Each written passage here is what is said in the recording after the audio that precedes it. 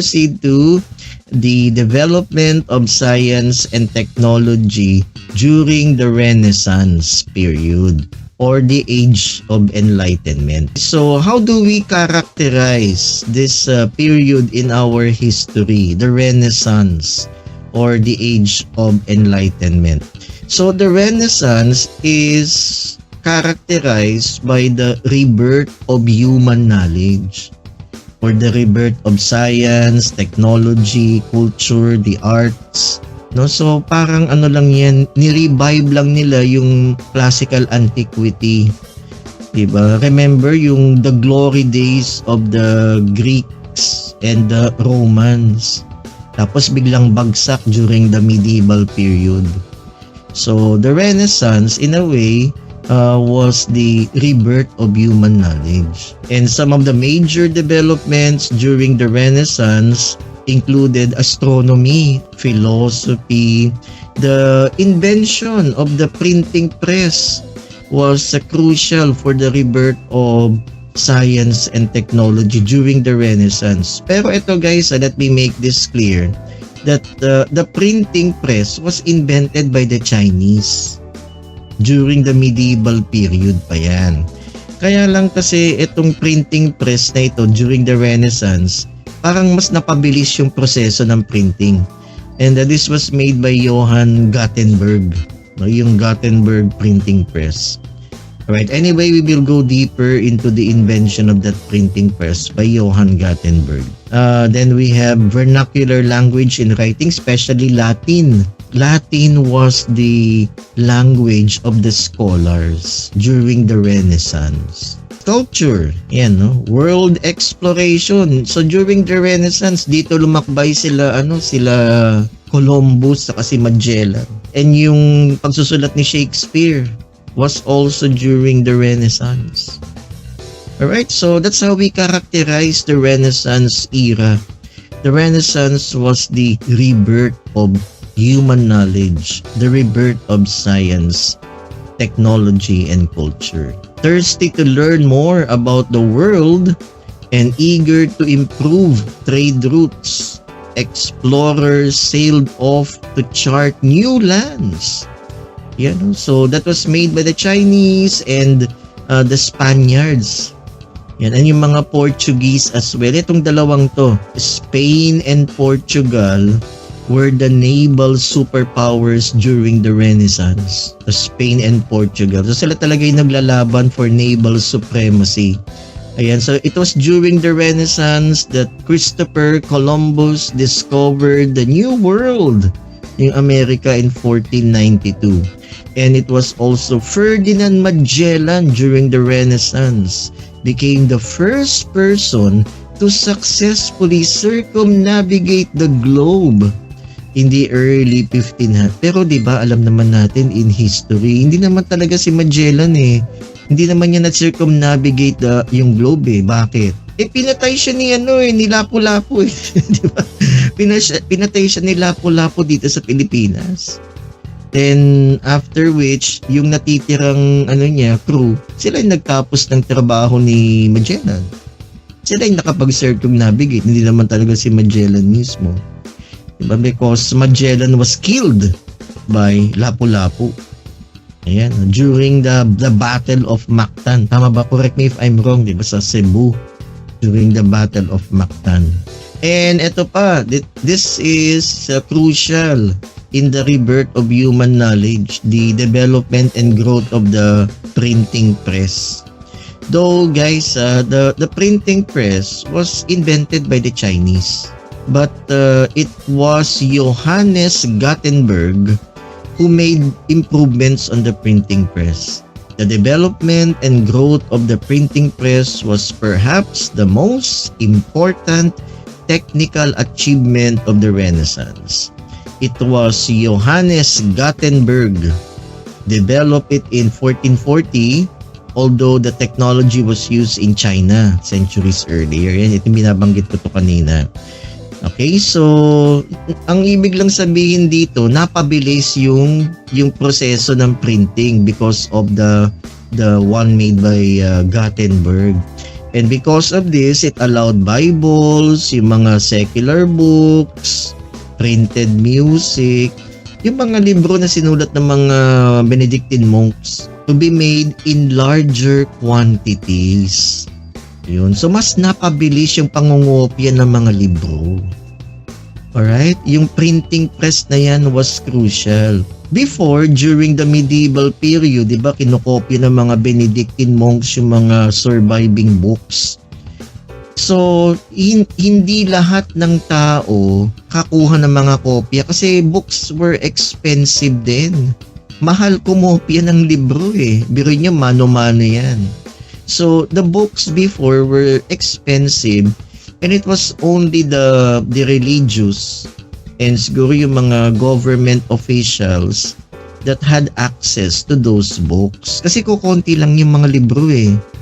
Now, because of the printing press by Johannes Gutenberg, it allowed books to be made in larger quantities. No? So, ano ngayon ang impact nito? What's the impact of this? Pag mas maraming kopya. So, pag mas maraming kopya ang libro, that means that books were cheaper. And pag mas mura yung libro, edi mas maraming tao ang pwedeng makabili.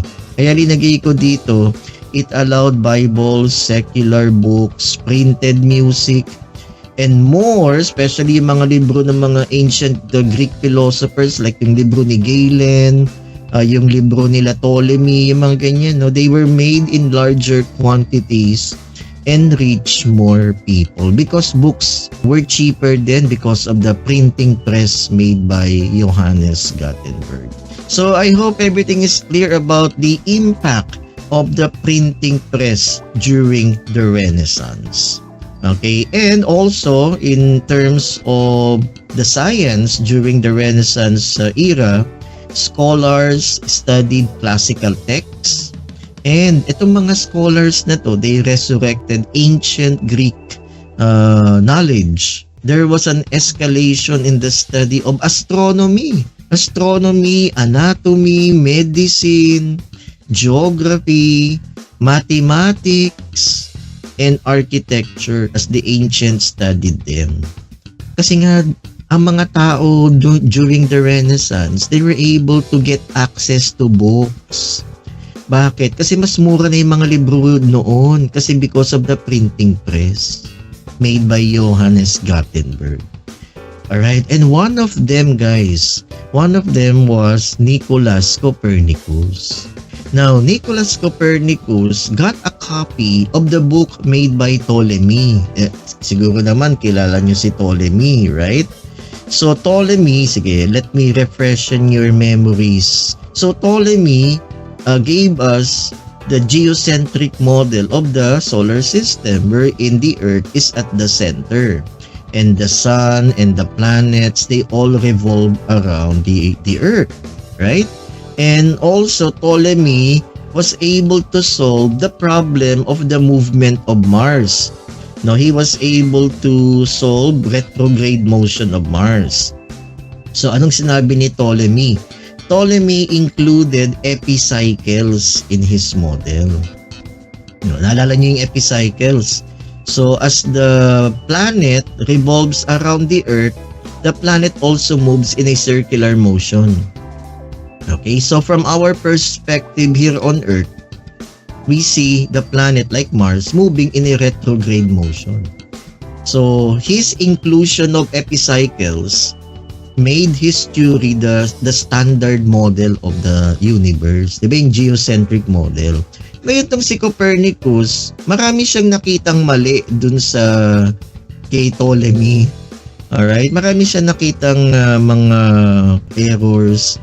So he came up with another model of the solar system. So ito yung model ni Copernicus. So he placed the sun. He placed the sun at the center rather than the Earth. And this is known as the heliocentric model of the universe, the heliocentric model of the solar system by placing the sun at the center. Helio meaning sun. centric meaning center, sun-centered model of the solar system. So the Earth is just one of the planets revolving around the sun. So yun yung model ni Copernicus.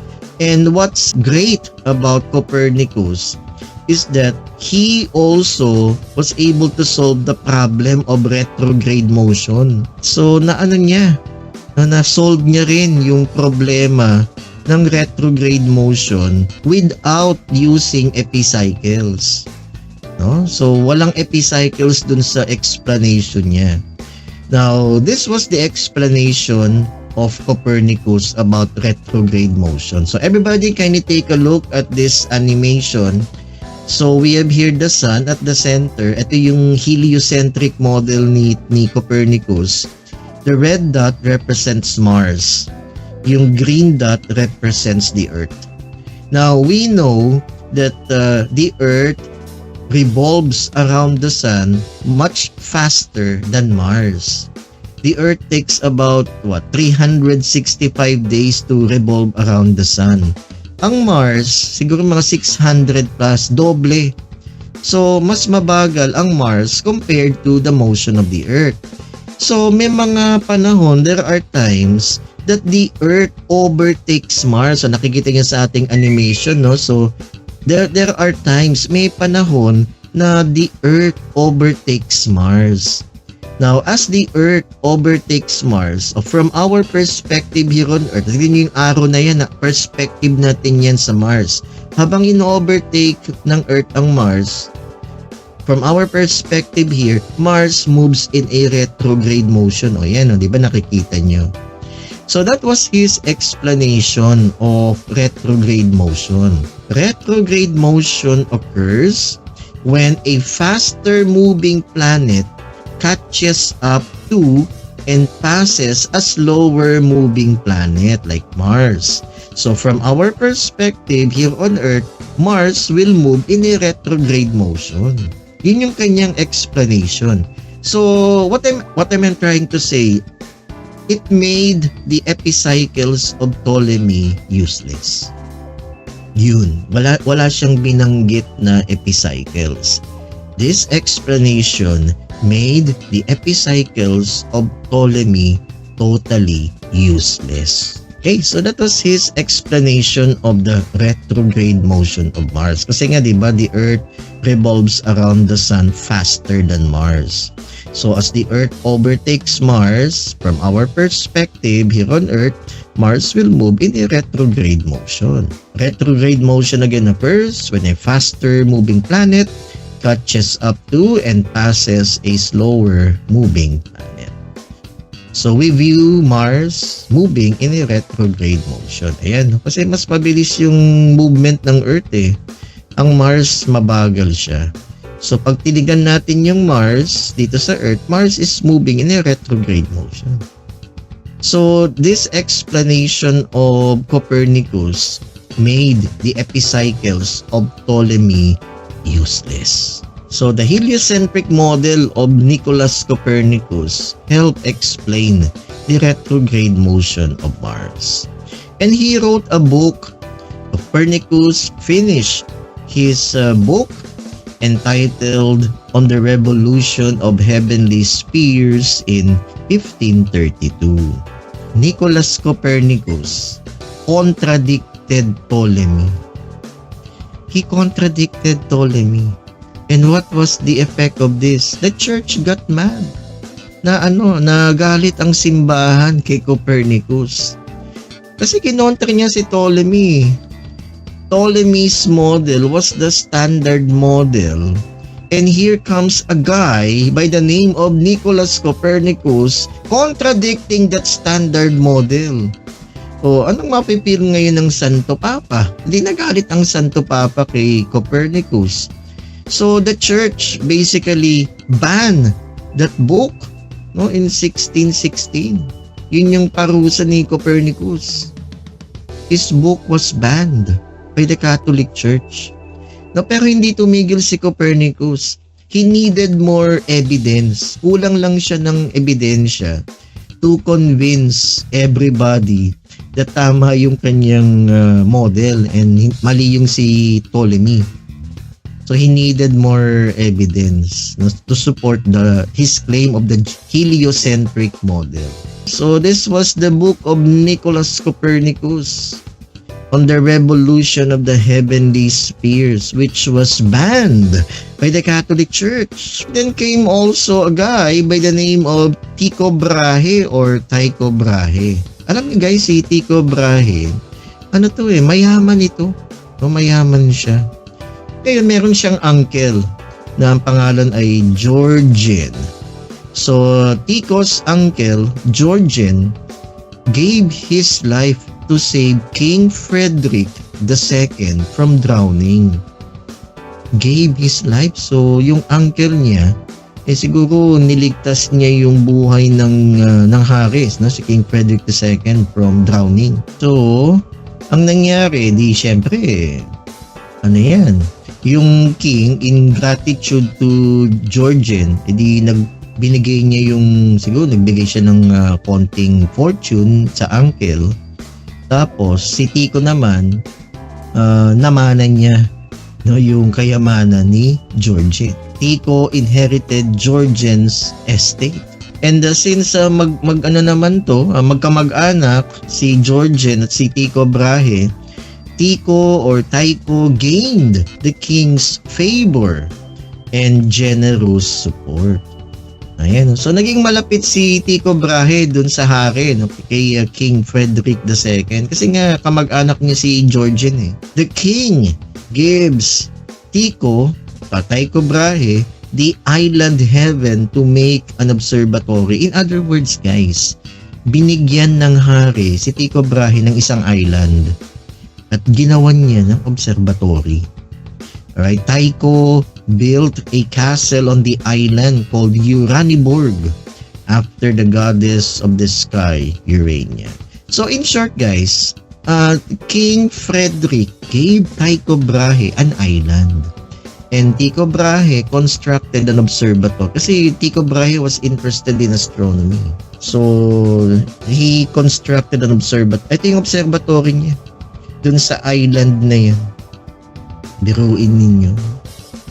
Alright, and this observatory guys is complete. May mga astronomical instruments, dyan na rin siya nakatira. And to complete, kasi island ito, alam niyo naman ng island, isolated from the rest. So kompleto yan, may entertainment, siguro may bar. So kompleto yan guys, kompleto yung island na yan. May entertainment, siguro may place to hang out, ganyan, no? Kasi si Tycho Brahe, he's a party guy. Mahilig siya mag-party, mahilig siyang uminom, mahilig siya sa mga babaero pa to, no? So ganyan ang lifestyle ni Tycho, mayaman na babaero at lasinggero pa. Okay, and beyond his astronomy genius, he lost his nose in a matte-filled duel, possibly inspired Shakespeare to write Hamlet. Okay, ito nangyari dito guys sa ilong niya. Alright, si Tycho Brahe kasi, though magaling siya sa astronomy, he's good in astronomy, no doubt about it. Kaya lang ang flaw or siguro yung weakness, yung weakness ni Tycho Brahe was mathematics. Hindi siya masyadong magaling sa math. An encounter sa bar, umiinom siya doon, meron siyang nakaalitan na tao na magaling din sa math siguro, ayaw niya magpatalo. Kasi Tycho Brahe, ma-pride din to kung mataas yung ego niya, ayaw niya magpatalo. So, hinamon niya. Hinamon niya yung tao na yan to a sword fight. Okay? So, nag-ispadahan sila. Ang nangyari, mas magaling yung kaaway niya sa espada. Natapyas yung ilong niya. Okay? He lost his nose sa duel na yan, sword fight na yan. Alam niya naman si Tycho Brahe, mayaman. He can do anything, so nagpagawa siya ng bronze nose. Yan, parang prosthetic nose made of bronze. Ito. That's why Tycho Brahe is known in history as the man with the iron nose. Okay, so ganyan yung ano niya, ganyan yung ugali niya na parang ano to parang spoiled brat. Yeah. Okay, parang spoiled brat ito, ayaw niya magpatalo. Ayan, no? So, mahina siya sa math Ayan, kaya yun, natapyas tuloy yung ilong niya, no? Okay, so, Tycho Brahe made instruments. He made huge astronomical instruments, and using those instruments, he assembled voluminous astronomical data. He is known in history as one of the greatest of the naked eye astronomers, si Tycho Brahe. He made huge instruments like ito. Ang tawag dito ay quadrant. Quadrant, a quarter of a circle. Ayan. Itong quadrant na ito is used to measure the angular distances of stars. So, biruin niya, malalaki to malalaki yan. Parang protractor na malaki. Pero ito, quadrant, a quarter of a circle ito. No? Ayan. And this instrument, again, was used to measure the angular distances of stars. Ayan, itong quadrant. Yan, malalaki. Ito naman celestial sphere. Ang malaki din ito. No, nasa observatory niya. And ito, malaki yung quadrant. Ito pa yung portrait niya. So, using these huge astronomical instruments, Tycho Brahe was able to amass voluminous astronomical data, the best during his time. That's why Tycho Brahe is known in history as the greatest of the naked eye astronomers. His observations, the most accurate possible before the invention of the telescope. Tandaan nyo guys, wala pang telescope noon. Included a comprehensive study of the solar system, especially Mars. Alright, in fact, he made accurate calculations of the position of Mars in the year 1576. Ganyan yung ganyang kalupit si Tycho Brahe. And also, Tycho Brahe came up with his own model of the solar system, the so-called Tychonic model. Alright, everybody kindly take a look. Zoom in on the Tychonic model made by Brahe. So, anong napapansin ninyo? No, di ba yung Earth nasa gitna pa rin? Alright? The Earth is at the center of the solar system. So, walang pinagkaiba dong kay Ptolemy. Di ba? Parang geocentric pa rin. The Sun and the Moon revolves around the Earth. Ayan, no? So, kitang-kita dito sa model niya. Yung Earth nasa gitna, the Sun and the Moon revolves around the Earth. Pero guys, look at the planets. Mercury, Venus, Mars, Jupiter, and Saturn. They all revolve around the Sun. So, parang heliocentric. Diba? So, yung Tychonic model is half geocentric, half heliocentric. So, medyo nagpe-play safe dito si Tycho Brahe. Kasi alam nyo naman, pag kinontra nyo yung ni Ptolemy, di batiko siya, mababash siya ng simbahan. Diba? So, he played safe. So, ito yung kanyang model wherein the Earth is at the center pa rin, geocentric, pero yung mga planeta revolves around the Sun. So, let's take a look at this animation of the Tychonic model. Ayan, no? So, the Earth is at the center. The Sun and the Moon revolves around the Earth. But look at the planets. The planets revolves around the Sun. So, half geocentric and half heliocentric. Tycho Brahe was playing safe. Siguro to avoid contradictions against the Catholic Church. Alam nyo na, diba? Kasi mababatiko siya diba malapit siya dun sa king Diba? Malapit siya dun sa hari. Ayan, no? So, that was his Tychonic model of the solar system. And just lately, siguro 1990s, his body was exhumed. Yan, no? So, hinuka yung yung kanyang katawan. Ito yung mga buto niya. And to mga medical doctors, they found substantial amount of mercury dun sa buto. Di ba mercury is toxic. Laso ng mercury. So that means yung cause of death niya is mercury poisoning. Ano ba nangyari nung namatay siya? So, Tycho Brahe, alam naman natin na si Tycho Brahe was not so good in math. So that para makompleto yung kanyang mga mathematical calculations, he hired a mathematician by the name of Johannes Kepler. Kepler was a German mathematician, and wow, ang galing ni Kepler. Wala nang masasabi sa math. Magaling talaga si Kepler sa math. And Tycho was quite worried kasi baka masapawan siya ni Kepler. Brahe and Kepler did not get along very well. So Brahe apparently mistrusted Kepler, fearing that his bright young assistant might eclipse him as the premier astronomer of his day. O medyo na-insecure. No, na-insecure si Tycho Brahe kay Johannes Kepler kasi magaling eh. Magaling na assistant, na mathematician. So he let Kepler see only part of his voluminous data, meaning hindi niya pinakita lahat yung kanyang data. Kasi nga wala siyang tiwala kay Kepler. So si Kepler, banas na banas kay Tycho Brahe. Ngayon, si Brahe, alam niyo naman party kid to party guy tong si Tycho Brahe. He went to the bar para uminom, nakiparty. And he drank only, I think, several glasses of wine. Yun mga siguro 3 baso lang ng alak. Bigla na lang siyang namatay, bumulagta na lang siya.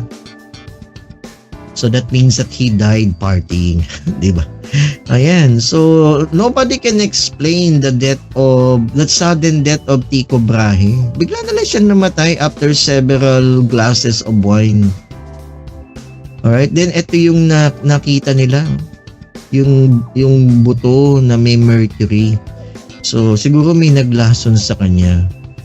Okay, pero wala namang pruweba. Pero ang primary suspect ay ito.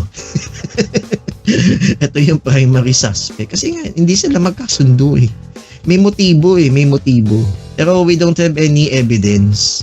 Walang ebidensya to point na talagang si Kepler nga yung pumatay. But anyway, ano nangyari kay Kepler?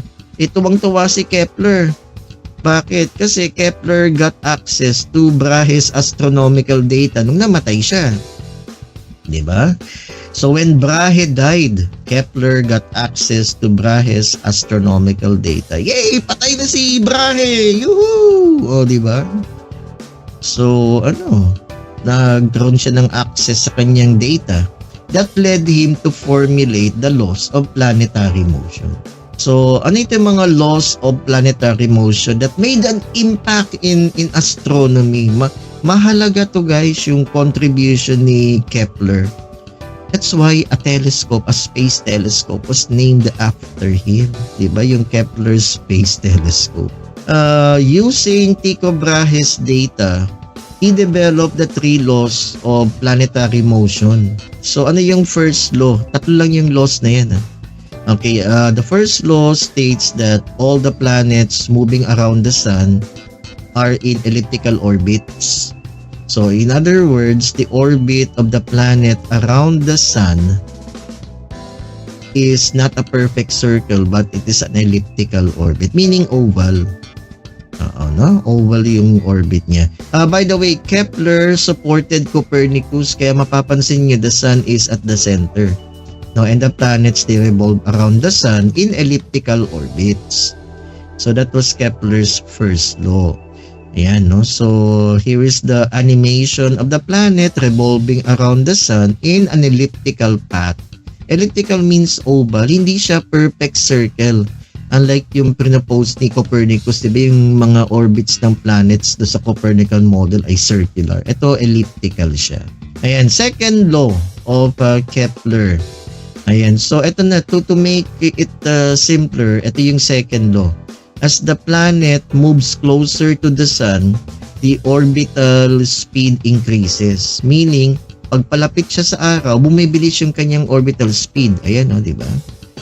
And when the planet recedes away from the sun, the orbital speed decreases. Bumabagal siya pag palayo na siya sa araw. Ayan, as you could see in this animation. That's Kepler's second law. Alright? And lastly, Kepler's third law, how long a planet takes to go around the sun is related to the distance from the sun. Like for example, ito na lang, Mercury. Diba Mercury is the closest from the sun. Mercury takes only 88 days to orbit the sun. As compared to Earth, diba, the Earth takes 365 days to orbit the sun. Kasi mas malayo yung Earth sa sun eh. So, how long a planet takes to revolve around the sun is related to its distance. Pag mas malayo sa sun, mas matagal yung orbital period. Okay, look at Mars. So, mas malayo yung Mars sa sun. It takes 687 days, doble, diba? Doble sa Earth. Jupiter, almost 12 years to orbit the sun kasi mas malayo siya sa sun. Saturn, almost 30 years.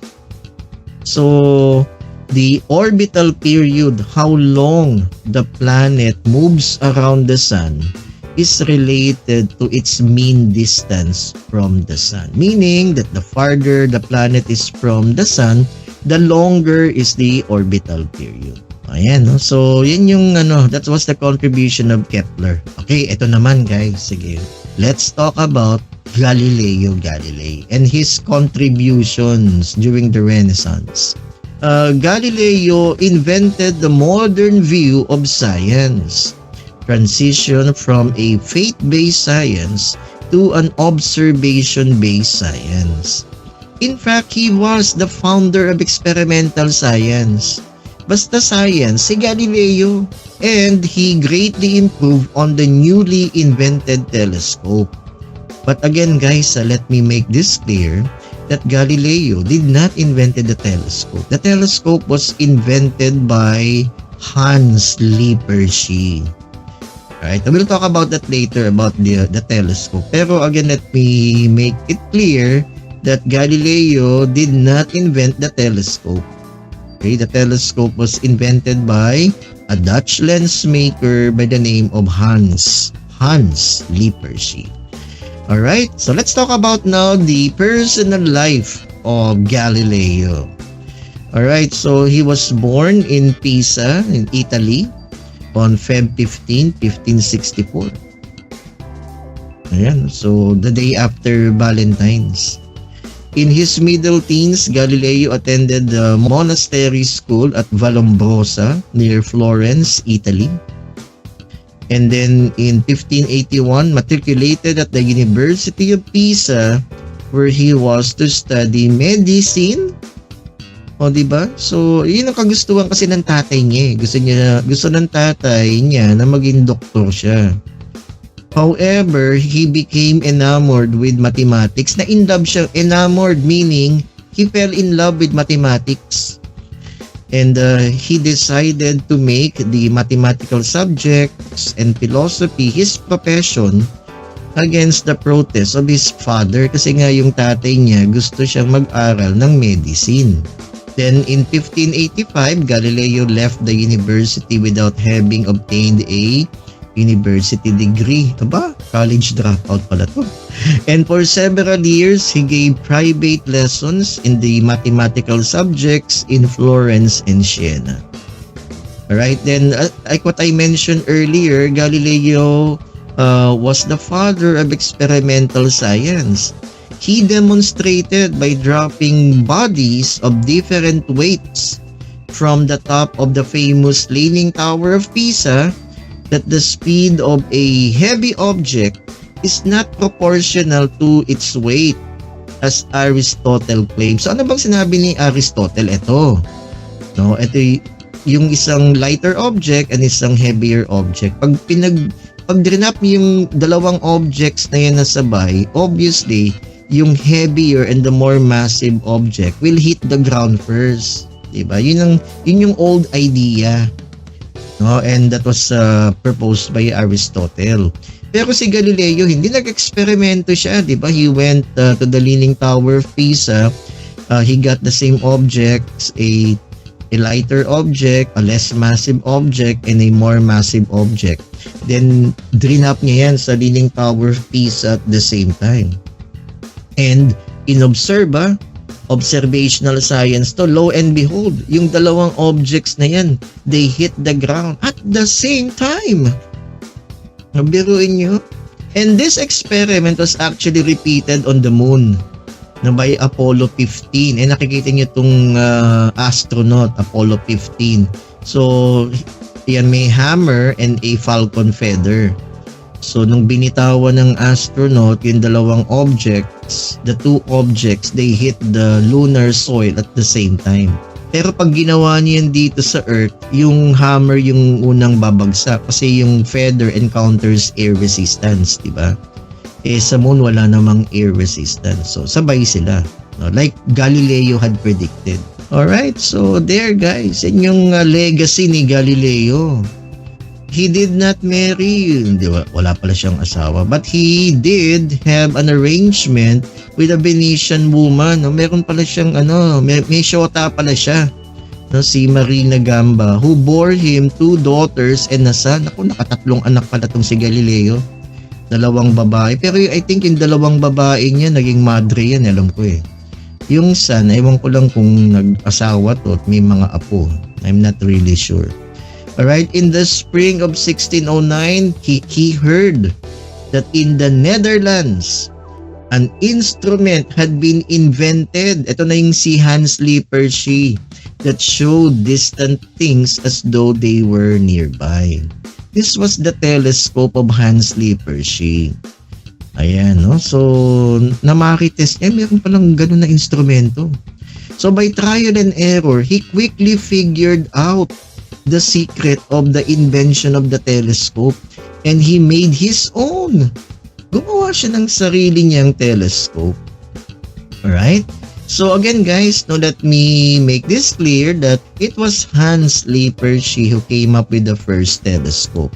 Galileo simply figured out the secret of that invention and he made his own telescope. And this was the telescope made by Galileo. It can magnify the distant object 30 times. Ayan, no? And he made public demonstrations of that telescope. And using that telescope, he made important discoveries in astronomy, like the 4 largest moons of Jupiter. And planets are circular disks, not just points of light. Right? The moon's surface is not smooth. So nakita niyo yung mga craters and mga mountains. And Galileo also discovered sunspots. Kaya nga siya nabulag eh. So I will explain later. And he also observed Venus. Venus exhibit phases just like the moon. And this was crucial.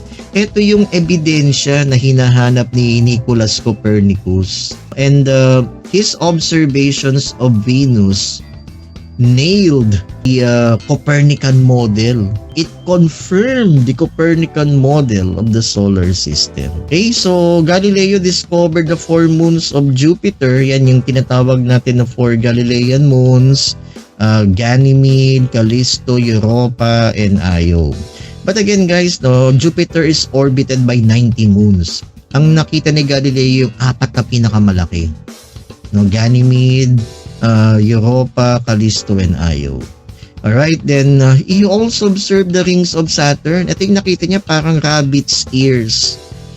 Pero yung rings was later confirmed by Giovanni Cassini. Si Cassini talaga yung naka-figure out na rings pala yan.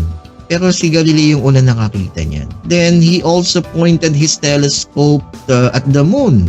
And Galileo saw craters. Galileo saw mountain ranges on the moon. Kaya sabi niya, ay ang buwan pala ay rough. Hindi siya smooth. Hindi siya mala crystal ball. No, just like what many people believed about the moon. the moon has craters, valleys, mountains, just like here on Earth. Alright? And Galileo also discovered sunspots. Siya yung una nakakita ng sunspots. Kaya lang yung kay Galileo, wala siyang solar filter. Tinuro lang niya yung telescope sa araw. Nakita niya to pero nabulag siya. Because of this, he was blinded, nabulag siya. Ayan. And ito yung mga sunspots na na-drawing niya bago siya nabulag. Galileo talaga. Oh. Huwag natin gagayahin yan. Do not observe the sun directly without any solar filter. And he also observed the phases of Venus. So, nakita niyo yung Venus, may mga phases siya. May crescent Venus, may quarter Venus, may full Venus. Parang sa buwan. So, ito, bakit ganun ang buwan? Bakit pag gina-observe natin yung buwan, we observe the moon in phases like may crescent moon, may quarter moon, may gibbous moon. Bakit? Bakit ganon? And there's only one explanation for that the moon revolves around the earth. Kaya the moon exhibits phases. Ngayon, bakit ang Venus ganon? Why is it that Venus also exhibit phases just like the moon? Well, it shows only one thing, guys. That Venus revolves around the sun. Yun. Venus revolves around the sun. And this was the evidence that Copernicus was looking. Galileo supported the Copernican model. Talagang sinuportahan niya todo to the max. Ito na yung ebidensya. Ito yung ebidensya na tama si Copernicus. Alright, kaya lang ano nangyari? Galileo increasingly avert Copernicanism, meaning sinuportahan niya, kinampanya niya ang Copernicanism. And that began to cause trouble for him. So several clergymen in Florence lodged complaints against Galileo in Rome. So nagreklamo ang mga pari. No, and Galileo went to Rome to defend the Copernican cause and his good name. Wala makapangyarihan ng simbahan noon So he was tried by the Inquisition. Galileo had not really treated the Copernican theory hypothetically and recommended that a case be brought against him. Wow, by the Inquisition. He was put into trial by the Inquisition. Ang judge dyan ay yung Santo Papa. Biruin nyo yun, guys. And he was pronounced to be vehemently suspect of heresy. Anong ibig sabihin ng heresy? Sinungaling! Manliling lang! Manloloko! Ayan, di ba? And guys, alam niyo ba kung ano yung punishment for heresy? The punishment for heresy is death. Kamatayan! Kaya lang, si Galileo matanda na noon at that time. And bulag pa siya. Bulag siya matanda na siya. So, out of humanitarian reasons, his sentence was commuted to life imprisonment. No? From death to life imprisonment. At parang kunyari nire-reject niya yung teachings, pero tinuloy pa rin niya yung studies. No? Alright, and yun dahil nga sa age niya, pero wala namang bantay na na sundalo sa bahay, basta doon lang siya sa bahay, no? Alright, so by then Galileo became blind and spent his time working with a young and one of them was a young student, no, by the name of Vincenzo Bibbiani, and who was with him, and he died on January 8, 1642. Okay guys, so yan yung nangyari kay Galileo. Napakasaklap naman ang nangyari kay Galileo. But I think Pope John Paul made a public apology dun sa descendants ni Galileo. After how many hundreds of years nangyari yun? Ay nako talaga naman, oo. Alright guys, so that was the life of Galileo. Alright, let's talk about contributions of Isaac Newton also during the Renaissance.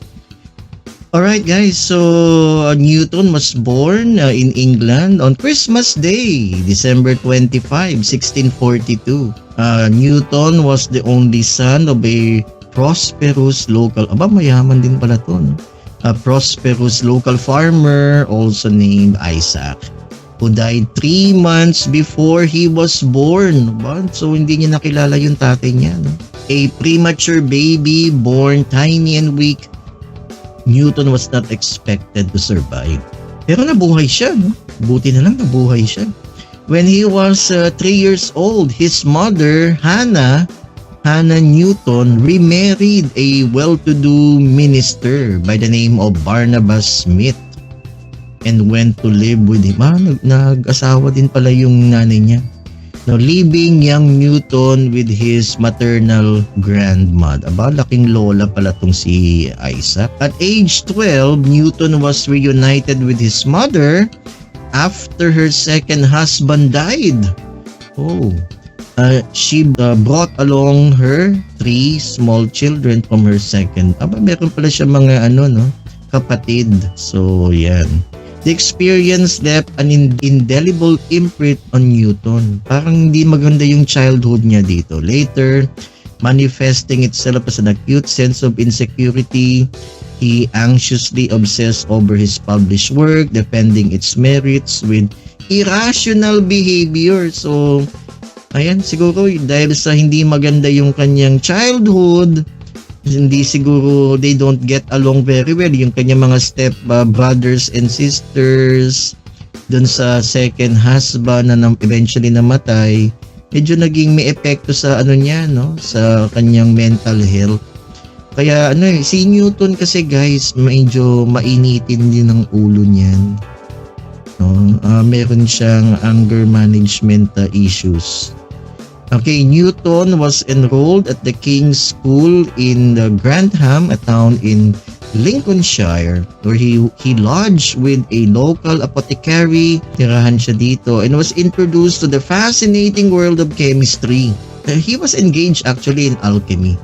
His mother pulled him out of school at age 12 and her plan was to make him a farmer. Parang yung unang asawa niya. And have him tend the farm. Newton failed miserably as he found farming monotonous. So parang ayaw niya maging farmer. Alright, Newton was soon sent back to King's School to finish his basic education. Gusto niya mag-aral eh. Alright, so Newton made discoveries in optics, motion, and mathematics. Newton theorized that white light was composed of all colors of the spectrums. Ito yung kanyang discovery. Now, when you allow white light to pass through a prism, the prism will break down the light into its component colors. Pero guys, ito yung kwento dito ha. Another colleague by the name of Robert Hooke. So, si Robert Hooke, he also claims of this discovery na that white light is made up of different colors. Yun yung sinabi ni Robert Hooke na siya daw yung nakadiscover noon at hindi si Newton. Kaya guys, matindi ang away ng dalawa. Kung konti na lang pag nagharap yung dalawang yan, magpapatayan na si Newton sa si Robert Hooke. Talagang magkaaway yan. Okay. His momentous book on physics called Principia contained information on nearly all the essential concepts of physics, ultimately helping him to explain the laws of motion and the theory of gravity.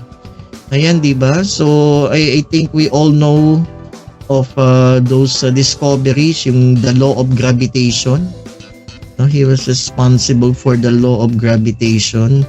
And yung the laws of motion. Hindi ko na to paliliwanag masyado guys ha. Yung law of inertia, the law of acceleration, and the law of reaction. For every action, there is an equal but opposite reaction, which was the same principle used in rocket science.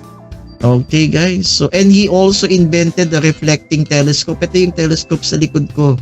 That's what you call a Newtonian telescope. No? So yung telescope ni Galileo uses lenses. Yung kay Newton uses mirrors. No? So that's why it's called a reflecting telescope. Okay guys, so that's for astronomy. There are other discoveries during the Renaissance in the field of medicine, like the one made by Andreas Vesalius. Alright, Andreas Vesalius basically read the publications of Galen, if you will recall Galen. So Galen's discoveries about the human body was quite erroneous. So when Vesalius read that book, he made corrections of his studies on human anatomy, and he came up with this book called On the Workings of the Human Body. Ayan, so he made many accurate drawings, especially of the human muscular and the human skeletal system. Now that's why Andreas Vesalius is known as the father of modern anatomy. So that was during the Renaissance era.